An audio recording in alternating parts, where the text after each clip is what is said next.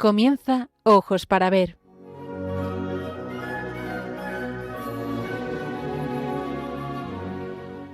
Hoy con la dirección de Alicia Pérez Tripiana.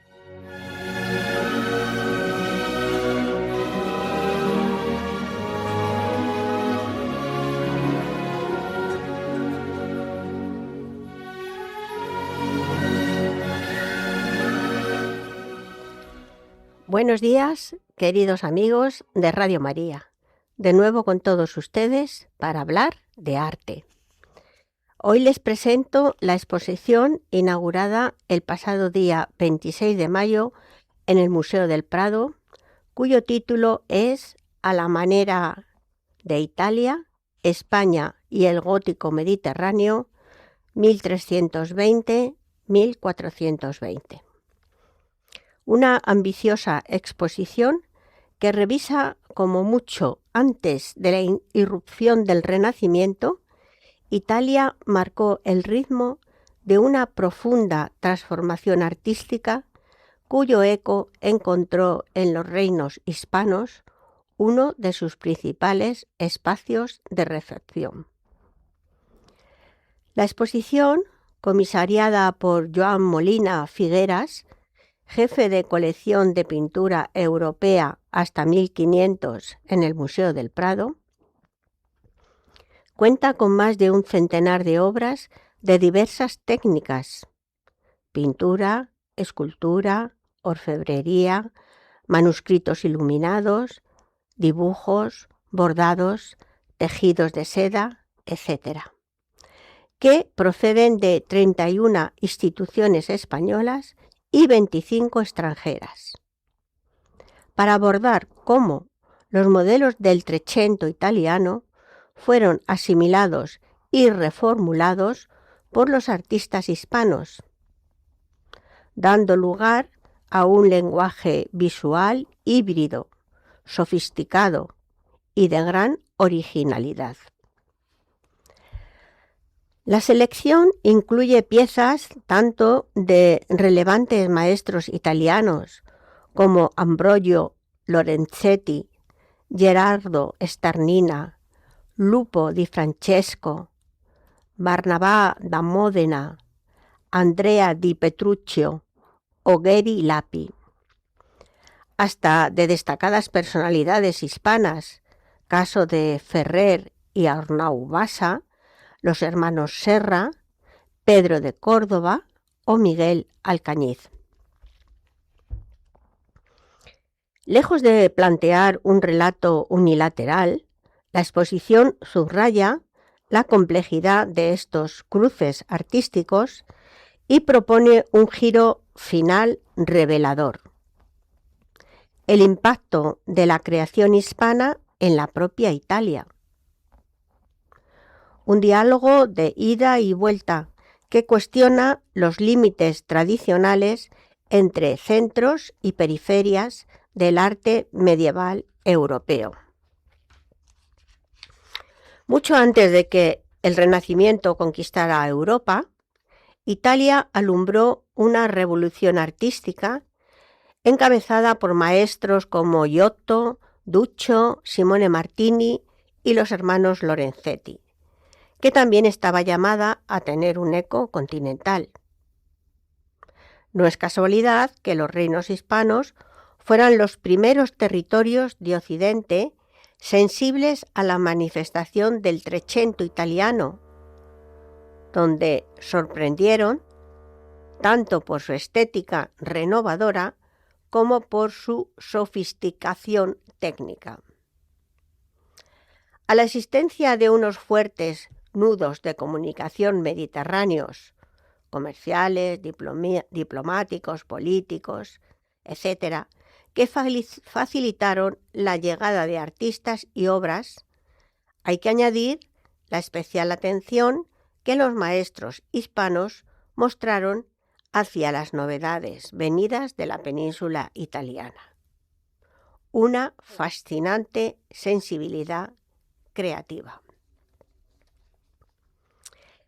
En manos de los maestros hispanos, el lenguaje trecentista fue una auténtica lingua franca, abierta a todo tipo de versiones y adaptaciones, así como un punto de partida para refinadas obras de naturaleza mestiza que escapan de las categorías artísticas convencionales. En las creaciones de Ferrer y Arnau Bassa, por ejemplo, las fórmulas italianas se amalgamaban con elementos de origen francés y neobizantino, que dan lugar a una síntesis sin parangón en el mundo italiano. Las imágenes no solo viajaban, se traducían, se aclimataban y al hacerlo daban vida a identidades difuminadas e híbridas nacidas de la fértil conjunción entre diferentes propuestas estéticas. Así que vemos cómo, lejos de limitarse al terreno formal, la creatividad de los maestros autóctonos también se detectaba en otros terrenos, como el iconográfico, con las aportaciones de curiosas variaciones sobre algunos temas y composiciones de origen italiano, desde los famosísimos iconos marianos, romanos, hasta la rica imaginería de los nuevos santos franciscanos. En otras ocasiones, el cambio estaba marcado por los significados adquiridos al insertar las obras importadas en otros contextos visuales y mentales. Los modelos y prototipos italianos cobraban una nueva vida, una segunda naturaleza, con su trasvase a nuestra península ibérica. ¿Cuál era la originalidad de los maestros hispanos? Pues se hacía patente en el uso de formatos peculiares para la pintura sobre tabla, como fue el retablo monumental, una máquina escenográfica predilecta para presidir los espacios de culto. Los retablos son también el soporte privilegiado para la experimentación de sofisticadas técnicas de la pintura polimatérica. Como en Italia, la aplicación del oro no era un mero adorno, sino toda una estrategia estética que permitía emular texturas y suntuosidades de tejidos de lujo, brocados y joyas. Incluso va más allá y logra transformar las superficies de los grandes conjuntos pictóricos en unos fondos activos que absorben y modelan la luz según la intensidad y el punto de vista. En manos de los pintores trecentistas hispanos, el retablo se transforma en una auténtica experiencia óptica y simbólica. Vamos a oír unas notas musicales ahora, que precisamente he elegido una canción hablando que del Mediterráneo ha sido el gran motor histórico del comercio y del intercambio cultural. Se convirtió en una de las costas más importantes y permitieron a civilizaciones como fenicios, griegos y romanos conectar con Europa, Asia y África, tejiendo así una red de rutas marítimas maravillosas. Y cómo no, en cuanto empecé a hablar de ese Mediterráneo, recurrí inmediatamente a la maravillosa canción de El Mediterráneo de Serrat. Vamos a oír algunas notas.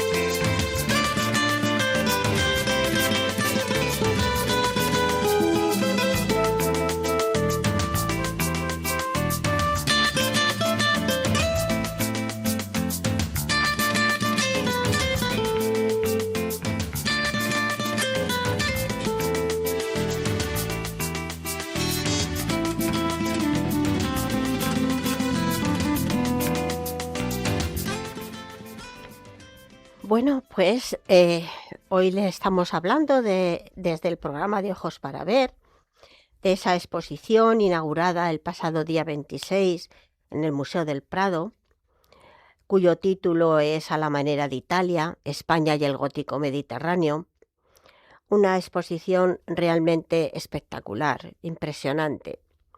Decía el comisario de la exposición, Joan Molina, que aquellos que pensábamos que la Edad Media era oscura, tenemos que ir a ver esta exposición, porque es maravillosa, es el oro, son los colores, es la técnica, es una explosión de luz y de color realmente que nos alejan de esa idea de la oscuridad de la Edad Media. Así que la exposición concluye con un giro insospechado que ilustra hasta qué punto los caprichos de esos intercambios artísticos desmienten cualquier apriorismo o categoría establecida por las aproximaciones historiográficas tradicionales, como la que les acabo de comentar. Si a lo largo de la muestra el discurso se centra en la incidencia que tuvieron los modelos italianos en el paisaje artístico de los reinos hispanos, la última sección está dedicada a diseccionar una situación inversa. El protagonista es Gerardo Starnina, del que podemos ver a través de Twitter Radio María una bellísima imagen de una virgen con el niño que nos habla de este maestro toscano que tras su paso por las coronas de Castilla y Aragón agitaron el ambiente artístico de la Florencia de inicios del siglo XV, con el renovador lenguaje tardogótico que había asumido durante su estancia en Valencia. Su ejemplo revela que la permeabilidad de los escenarios artísticos que hasta el momento solo habíamos visto desde el lado hispano, también afectó al universo italiano. Una prueba más de que la circulación artística en el Mediterráneo occidental dio lugar a realidades plurales, ricas de acentos y alternativas. A esta muestra se le acompaña un libro de estudio firmado por su comisario, en el que se analiza en profundidad los temas abordados y las obras expuestas. Muchos de ellos serán objeto de análisis crítico en un próximo congreso internacional que tendrá lugar en el Prado entre el 9 y el 11 de septiembre. En cuanto a las restauraciones, nos comentaba el comisario que se habían restaurado 21 de las piezas que participaban en la exposición. 3 son pinturas propiedades del museo y el resto pertenecen a colecciones externas, entre ellas el maravilloso retablo de San Marcos y San Aniano, del Aseo de Manresa o el políptico de la Virgen de la Leche de la Catedral de Córdoba. Se incluyen también 2 esculturas procedentes del santuario de Jung. ¿Qué era lo que le había ocurrido a todas estas obras? Pues que con el paso del tiempo, gran parte de estas pinturas sufrieron el abandono y la falta de conservación. También en ocasiones fueron transformadas para adaptar su imagen a los nuevos gustos estéticos. Hoy en día esto no se hace nunca, pero en los tiempos pasados pues se adaptaban con repintes que afortunadamente han sido recuperados, los colores originales.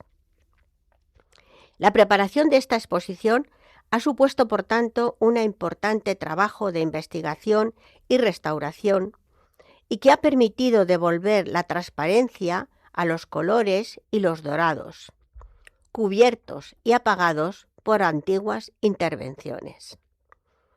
Las restauraciones realizadas en el museo por diferentes especialistas de escultura, de pintura, de los soportes de madera y marcos, han logrado en gran medida recuperar la luminosidad y la perfección técnica que tuvieron en origen.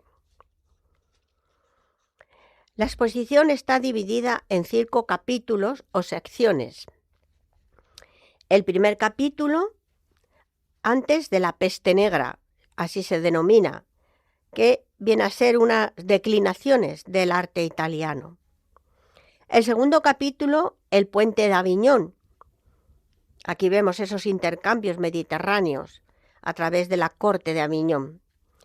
Tercer capítulo se titula Entre la corte y el convento, en el que vamos a ver nuevas imágenes para nuevos temas. El cuarto lo ha titulado La mirada cautiva y el quinto, Viaje de ida y vuelta.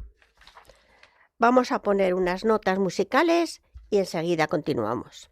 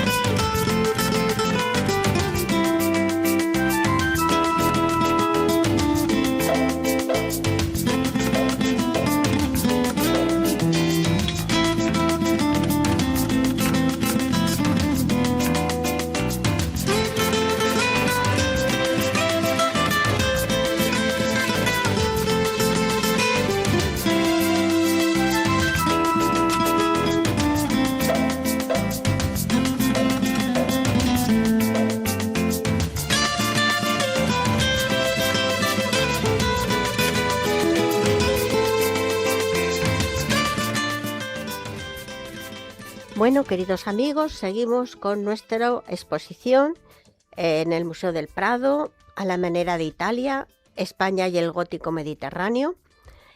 Y acabamos de comentar cómo estaba dividida en 5 capítulos. En el primer capítulo, que lo han escrito como unas declinaciones del arte italiano antes de la peste negra, pues vemos una asimilación de las nuevas corrientes estéticas surgidas en el mundo italiano. Pues esas corrientes estéticas fueron estimuladas por los clientes más selectos de la sociedad de la Corona de Aragón y Mallorca, que a partir de la tercera década del siglo XIV favorecieron la llegada de maestros transalpinos y la importación de obras desde la península itálica, pero sobre todo fomentaron la actividad de artistas locales, conocedores del nuevo lenguaje, en especial pintores y miniaturistas. Uno de los más importantes en el Reino de Mallorca fue Joan Loert, y también Ferrer Bassa y su hijo Arnau en la Corona de Aragón. Fueron tal vez los más destacados. Sus respectivas declinaciones o reelaboraciones de los modelos italianos dan lugar a soluciones híbridas de gran originalidad, tanto por sus rasgos formales como por su incorporación a nuevos soportes, caso de los retablos, como ya hemos comentado, y la concepción de singulares ciclos de imágenes. El resultado fue una serie de obras con un acusado acento italiano, pero inconfundiblemente hispanas. Una producción que habla por sí sola del carácter propio de la gramática visual surgida de los pinceles de esos maestros autóctonos. Aunque la terrible pandemia de la peste negra supuso la desaparición de los principales protagonistas de esta renovación, pero su semilla germinó. Estamos entonces en una isla del Mediterráneo, Mallorca, con este joven Joan Loert. Mallorca está situada en un cruce de rutas comerciales mediterráneas. El efímero reino de Mallorca, que fue del año 1276 a 1349, fue uno de los primeros escenarios de la hibridación entre fórmulas artísticas locales y modelos del Trecento italiano. Por tanto, en las décadas de 1330 a 40 destaca la actividad de este Joan Loer, también conocido como el maestro de los privilegios.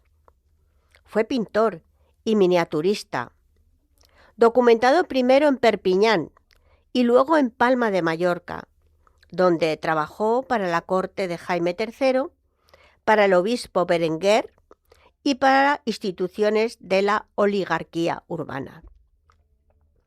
Como pintor de retablos e iluminador de manuscritos de lujo, contó con la colaboración de otros maestros. De ahí la diversidad de manos que, pese a una clara unidad de lenguaje, se reconocen en sus obras.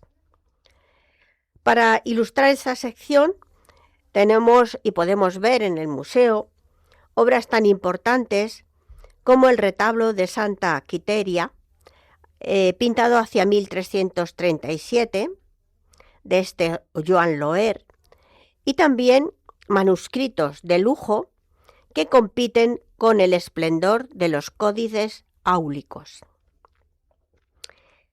Tras un más que probable viaje a Italia, nos encontramos con Ferrer Bassa, que elabora en Barcelona una declinación personal de esa pintura toscana, sobre todo de la escuela de Siena, que conjuga con elementos de la tradición del gótico lineal francés e incluso del bizantinismo.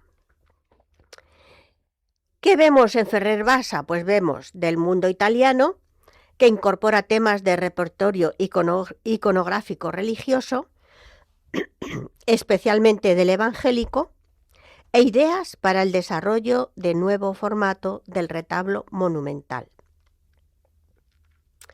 El resultado es un lenguaje más complejo e innovador que el propuesto por Joan Loer y que a partir de la cuarta década del siglo XIV cautivará al público más refinado de la corona de Aragón, desde el monarca Pedro IV, que lo contratará en repetidas ocasiones, hasta los miembros de los gremios más ricos. A partir de 1340, Ferrer tendrá el apoyo de su hijo Arnau. Tras la muerte de ambos durante la epidemia de peste negra de 1348, tendrá sus innovaciones visuales serán una referencia ineludible para los maestros de la segunda mitad del siglo XIV, desde los continuadores de su taller, como por ejemplo Ramón de Torrents, hasta los prolíficos hermanos Serra.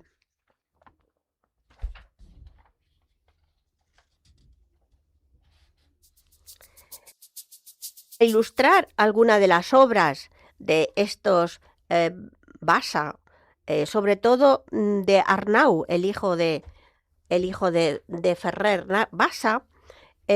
Hay obras maravillosas, pero sobre todo hay una que llama la atención, que es el políptico denominado Morgan, porque se encuentra en Estados Unidos, en The Morgan Library and Museum, y que es un políptico de madera, pintado con temple sobre tabla, de 57 por 105 centímetros.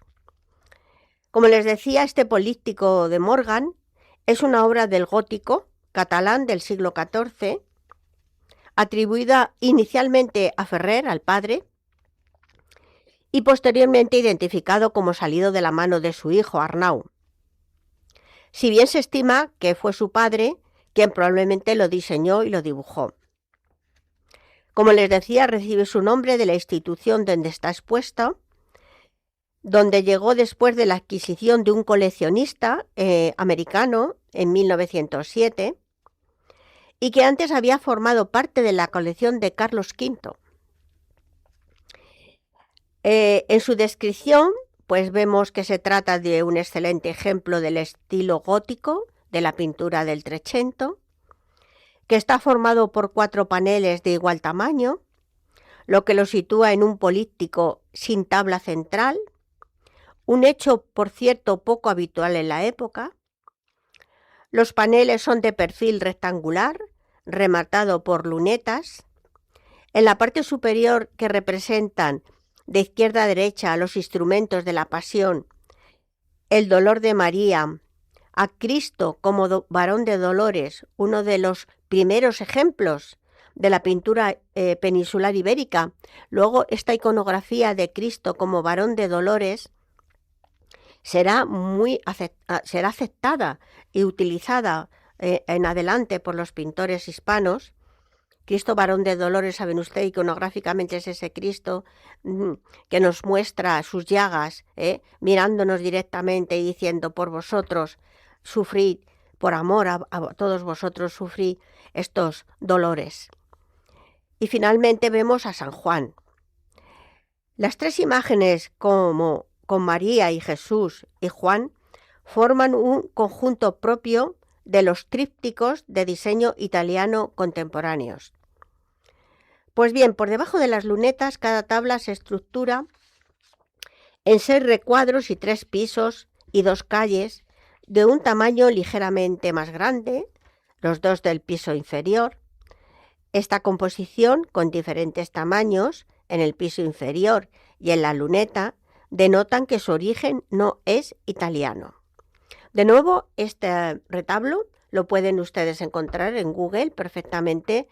Pueden ver, es muy complicado porque son muchísimas escenas, pero son de una belleza, y desde luego, si van ustedes al museo, no se pierdan este políptico, porque realmente es maravilloso. Y desde el punto de vista iconográfico, pues riquísimo. El retablo recoge en el piso superior las escenas de los 7 gozos de María, como la Anunciación, la Natividad, la adoración de los Reyes Magos, la resurrección de Jesús, la ascensión a los cielos, Pentecostés, dormición de María. La escena más a la derecha la ocupa el descenso de Jesús a los infiernos, para completar las 8 escenas que hay en este piso. En el piso central está ocupado por el ciclo de la Pasión de Cristo: prendimiento, juicio de Pilatos, camino de Calvario, crucifixión, muerte de Jesús, descendimiento, entierro. Estas 7 escenas se completan con el juicio final y con una Majestad Domini, acompañada de 2 ángeles que sostienen los instrumentos de la Pasión. Como comprenderán ustedes, realmente el retablo, a pesar de su tamaño tan reducido de 57 por 1,05 centímetros, es totalmente un catecismo, ¿verdad?, evangélico impresionante. Probablemente este tipo de obras pertenecieran a conventos de monjas y que pues lo utilizaran como forma de introducirse en estas iconografías de devoción, para aumentar la devoción y su fe ante las imágenes. Ya hemos hablado de la importancia de las imágenes, ¿verdad? Algo realmente espléndido para cuando uno quiere introducirse en estos relatos tan maravillosos de la Pasión o de los gozos de María. Arnaud Bauza, el artífice de esta obra, pues va a dar una vuelta de tuerca a este lenguaje pictórico de su padre Ferrer en los últimos años de la actividad del taller familiar. Tiene nuevos referentes sieneses de la Escuela de Siena, practicados sobre todo en la corte de Aviñón por Simone Martini. Arnaud va a desarrollar una suerte de manierismo formal que progresa hacia soluciones más sofisticadas.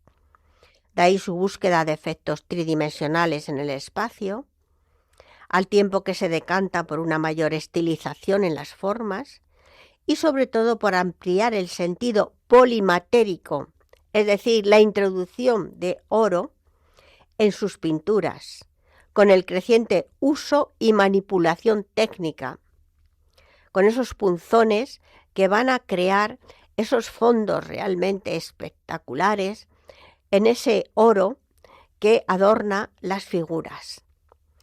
Como muestra el retablo de San Marcos y San Aniano.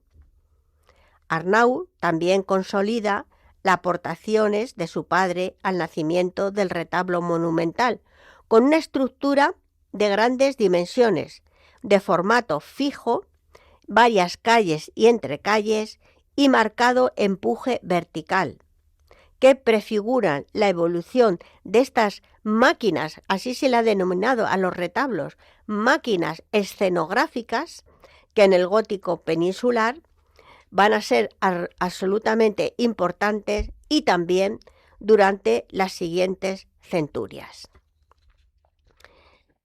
En el segundo capítulo, el puente de Aviñón, intercambios mediterráneos, vamos a hablar de esa corte de Aviñón, de la capital papal entre 1307 y 1403. La geografía ya sabemos que es un factor determinante. El mar, nuestro mar Mediterráneo, sobre todo del que estamos hablando hoy, anulaba fronteras y favorecía los intercambios culturales. Entre los enclaves mediterráneos que estimulaban las relaciones artísticas a principios del siglo XIV destacaba precisamente la ciudad de Aviñón, la capital papal. Remontando el Ródano, se alcanza una ciudad cosmopolita que acoge a pintores y orfebres italianos, en especial sieneses, como Simone Martini y su círculo a la cabeza.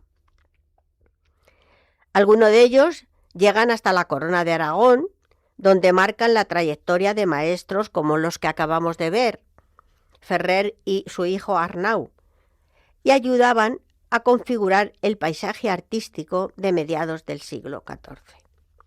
Por tanto, esas obras de Aviñón eran también adquiridas por eclesiásticos hispanos de la corte pontificia, como Benedicto XIII o el cardenal Gil Álvarez de Albornoz.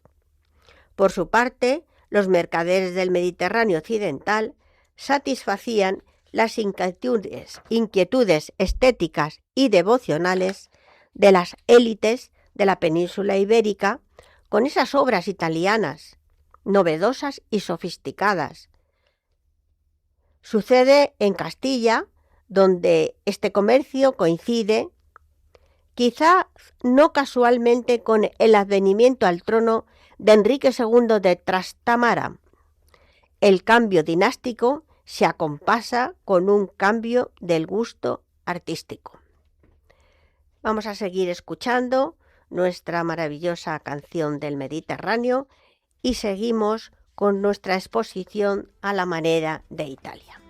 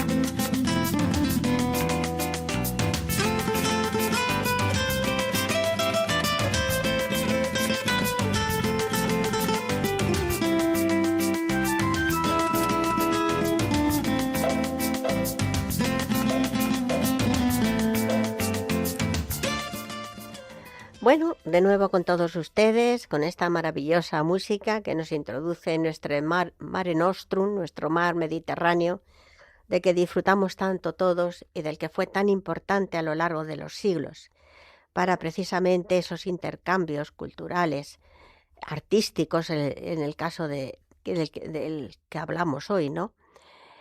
Pero también tenemos un aspecto novedoso en esta escuela trecentista, en la que nos llega una estética neobizantina de manos de un pintor de Génova que se llamaba Barnabá da Módena, que llega en 1360 y que obtiene un gran éxito con la fusión de fórmulas neobizantinas y preceptos del naturalismo trecentista. Les decía cómo los mercaderes surgen en el Mediterráneo occidental, que transportaban sus obras, que firmaban con orgullo, lejos de su ciudad. Pero curiosamente, Barnabá da Módena llega a Murcia y en la exposición hay 3 obras expuestas. 2 fueron adquiridas por la reina Juana Manuela, esposa de Enrique II de Castilla. Un famoso dosal en italiano quiere decir, como diríamos, los primitivos retablos, eran unas tablas rectangulares con escenas que estaban detrás del altar, retrotábula detrás del altar, y que este dosal está dedicado a la Virgen de la Leche, donde aparece arrodillada ante la Virgen a Enrique II. Y la puerta lateral de uno de esos trípticos, una de las cuales está retratada en una de ellas también ella, la reina. La tercera es de las obras, de estas 3 obras que tenemos, se encuentran, que las pintó Barnabá da Módena para Murcia, es el Políptico de Santa Lucía, quizá promovido por Fernando Oller, miembro de la oligarquía murciana, efigiado junto a su esposa en la escena de la crucifixión. Esto era algo muy normal, que los comitentes, los que encargaban la obra, querían aparecer en las escenas, pero siempre se darán ustedes cuenta que en una escala muy, muy reducida. No se les da casi importancia para magnificar realmente lo importante que es la figura de María o de los santos. Las pinturas responden a inquietudes devocionales y deseos de autorrepresentación y prestigio. Por eso se hacían representar en ellas.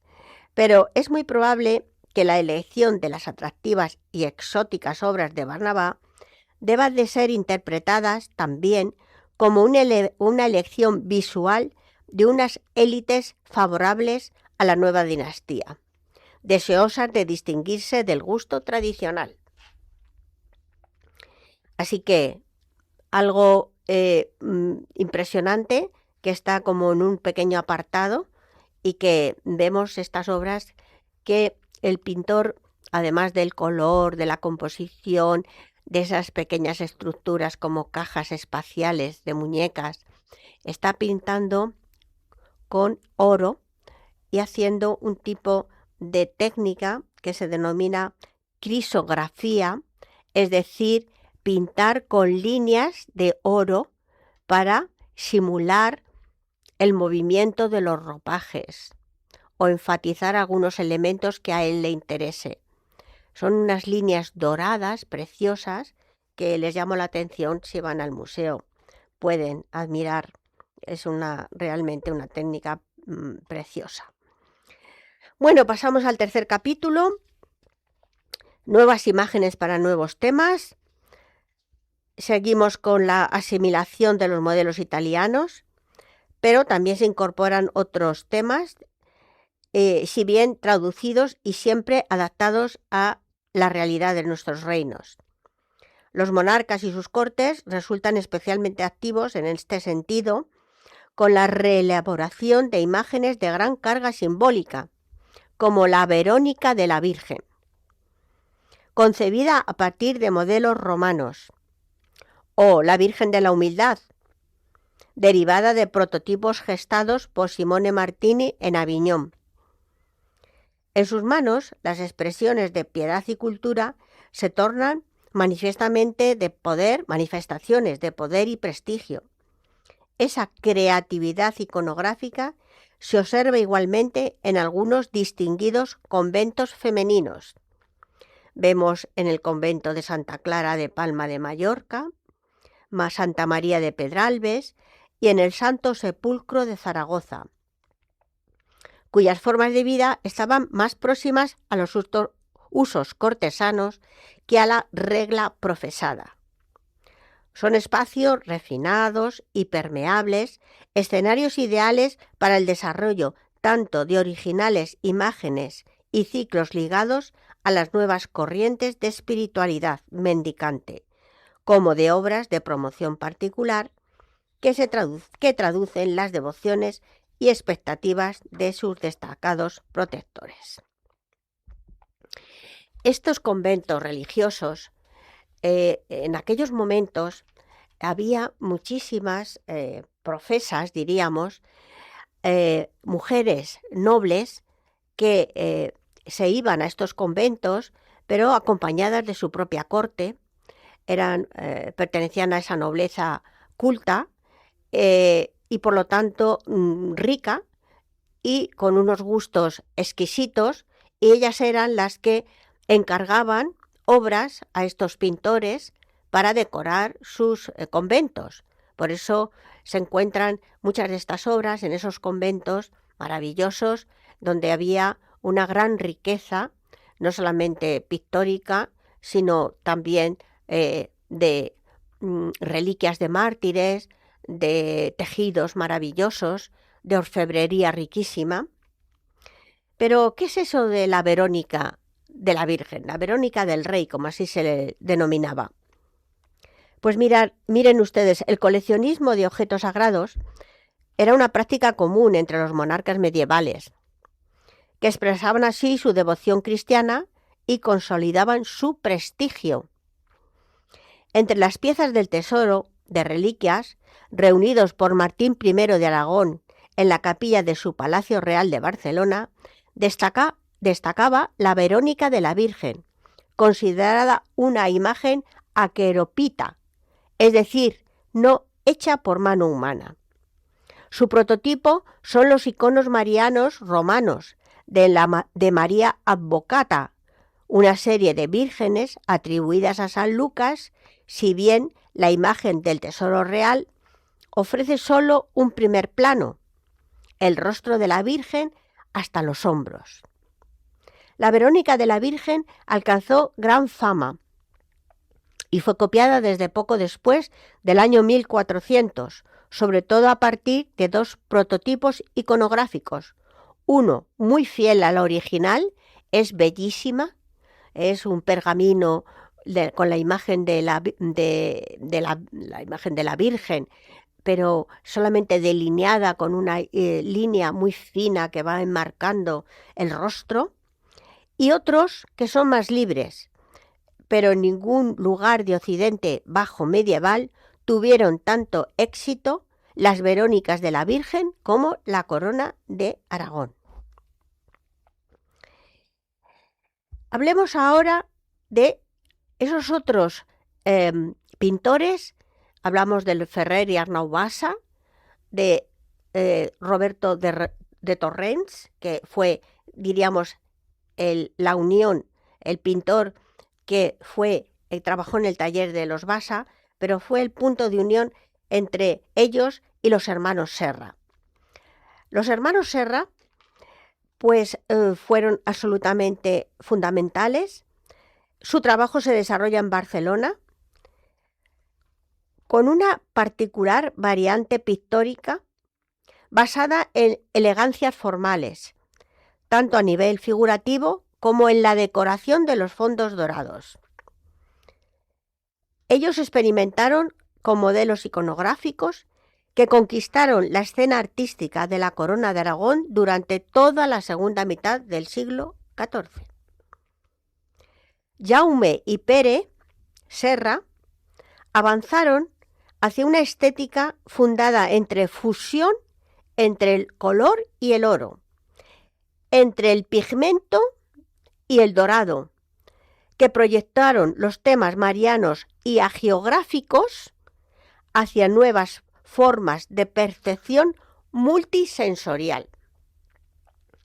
Hoy en día estamos acostumbrados a ver los retablos con luz, pero imagínense esos retablos tan dorados, iluminados por velas tintineantes, velas que según usted se pusiera en un lugar o en otro, verían esos dorados, esas imágenes realmente espectaculares, debieron de ser absolutamente maravillosas. En la presentación de esta exposición en el museo, alguien le preguntó al director que hubiera sido maravilloso colocar alguna de estas obras iluminadas simplemente con velas. Pregunta a la que contestó inmediatamente el director diciendo que ni hablar, que era impensable meter velas encendidas en el Museo del Prado. Ya comprenderán ustedes por el motivo del peligro terrible, ¿no?, que esto podía suponer. Bien, pues hablamos de estos hermanos Serra, que aunque se sirvieron de diferentes formatos, algunos innovadores como los bancales independientes, el bancal es donde se apoyaba el resto del retablo, pues su principal medio de expresión fueron, desde luego, esos grandes retablos, esas máquinas escenográficas, a cuyo desarrollo tipológico y monumental contribuyeron decisivamente.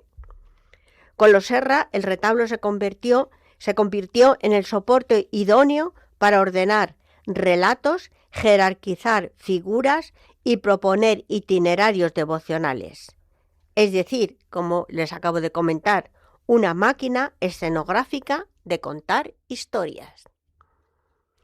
No debemos de olvidar que en aquellos siglos la mayor parte de la población no sabía leer. Entonces, estos retablos, al igual que en el románico, eran fundamentales para que los creyentes, los fieles, pudieran rezar a sus santos o a los cristológicos, a la vida de Cristo, la vida de María, viendo imágenes. La función de la imagen era absolutamente, fundamentalmente didáctica. No solamente veían en el centro a las figuras principales, sino que en las escenas laterales agiográficas se veían los relatos de las vidas, o de los milagros, o de los martirios de estos santos. Por ejemplo, el retablo de San Julián y Santa Lucía, un encargo de los hermanos Sancho de la Foz y Oria Sánchez de la Foz, ciudadanos devotos del Santo Sepulcro, sufragaron para la capilla del claustro, esta vecina a la sala capitular, este retablo, y gracias a su magnífica conservación, la verdad es que lo podemos ver en el museo y es espectacular, el retablo ofrece un ejemplo paradigmático del retablo fundamental, con todos sus elementos más importantes: la calle central, presidida por la figura de los dos santos, y culminada con la pieza dedicada a la crucifixión. En las calles laterales, subdivididas en compartimentos, se ilustran escenas agiográficas de los santos. Las 4 estrechas entrecalles acogen pequeñas figuras de santos y santas, y en el sotobanco, abajo, está dividido en 5 espacios ocupados por escenas de la Pasión. Y por último, el guardapolvo, que es esas piezas de madera que sobresalen a los lados y en la parte de arriba, precisamente para cuidar que no entre tanto el polvo directamente a la obra, pues se incluyen la heráldica de esta familia de los Foz. La masonería dorada, masonería es la estructura del retablo. Fue diseñada de acuerdo a modelos góticos, con arcos lobulados y apuntados y pináculos. para dar forma a toda la maquinaria que acoge la pintura. En ella vemos la historia de San Julián, un santo parricida involuntario, nos llama tanto la atención a través de la leyenda dorada de Jacopo de la Vorágine, y Santa Lucía, finalmente llegó a ser santo, imagínense. Los sacrificios y la devoción y el perdón fue una equivocación, lo pueden ver allí. Y Santa Lucía, muy popular en la Edad Media, que narra su martirio por orden del cónsul Parrasio. Esta iconografía, muy conocida en la Edad Media, queda engrandecida por la refinada ejecución de los hermanos Serra. Un paso más sobre el desarrollo del universo sofisticado y elegante del gótico internacional. La utilización del oro para decorar con amplia gama de punzones constituye uno de los principios fundamentales de esta producción de pinturas en tabla de la Corona de Aragón. Cuando hablamos de esta técnica del dorado y vemos la cantidad de dibujos que vemos sobre los diferentes aspectos, tejidos, nimbos, etcétera, de cada uno de los personajes de estas obras, nos damos cuenta de que esos punzones son de diferentes formas para obtener graneados, es decir, puntitos muy pequeños, picados, flores, pequeños animales, y todos estos dibujos que van enriquecidos con la aplicación de una corla, una especie de producto que se le aplica encima a esos relieves para que así puedan alternar el brillo y el mate y dan así vida y dar más vida a una creación visual que resulta refulgente e hipnótica. Naturalmente es el retablo, diríamos, con mayor luz, porque Lucía literalmente es el nombre de luz, en latín lux, la que lleva la luz, y nunca fue más cierto al contemplar el vestido con el que está decorada con oro la figura de Santa Lucía. Bien, vamos a terminar con estos capítulos finales de La mirada cautiva, en las que seguimos viendo elementos preciosos en marfil y hueso, en los que podemos ver también tejidos maravillosos, y terminaremos con el 5º capítulo, Viajes de ida y vuelta, en donde veremos cómo ese Gerardo Starnina, del que empezamos a hablar al principio de la exposición, cuando él vuelve a Florencia, lleva en su mirada, en su técnica, ese maravilloso gótico internacional unido al Trecento italiano que había aprendido en esta técnica, en esta estética hispana tan interesante, viendo con obras tan maravillosas como el retablo de los 7 sacramentos, otro de los retablos que ustedes deben de ver.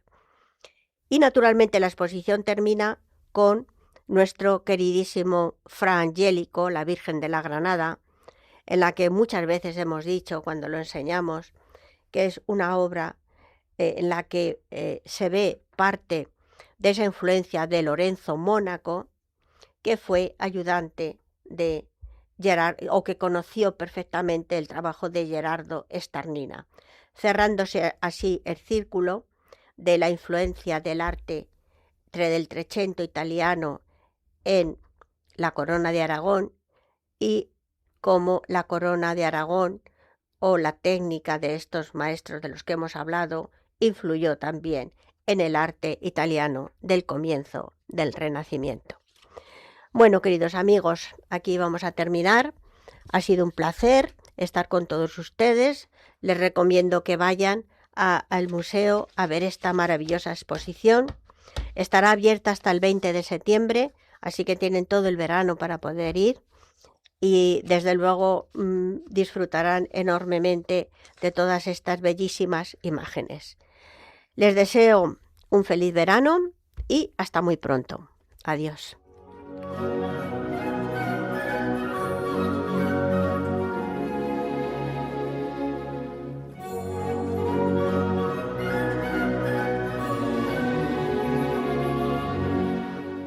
Así finaliza en Radio María, Ojos para Ver.